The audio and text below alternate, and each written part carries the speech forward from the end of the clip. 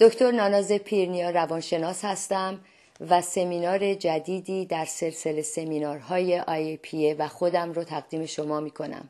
سمیناری هست در رابطه بین مغز و جسم، خوردن، اشتها، چاقی، دیابت و خلاصه تمام مسائلی که بر اساس عدم فعالیت صحیح سلولای مغز برای ما به وجود میاد.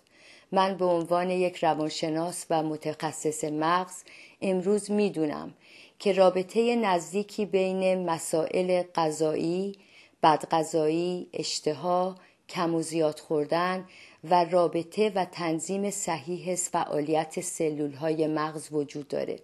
در واقع ما انسان‌ها محکوم نوع فعالیت سلولهای مغزمون هستیم و تا موقعی که این فعالیت سلولهای مغز تنظیم نشه همه ما گیر و گرفتار هستیم و بدغذایی و رژیم‌های اشتباه زندگی ما برای رسیدن به دیابت، چاقی مفرط و گرفتاری‌های دیگه ادامه پیدا می‌کنه. در سمینار روز پنجشنبه 4 نوامبر از ساعت 6:30 تا 9 بعد از ظهر در المپیک کلکشن منتظر ورود همه شما عزیزان هستیم تا بتونیم در مورد مسائل مربوط به مغز و جسم صحبت بکنیم.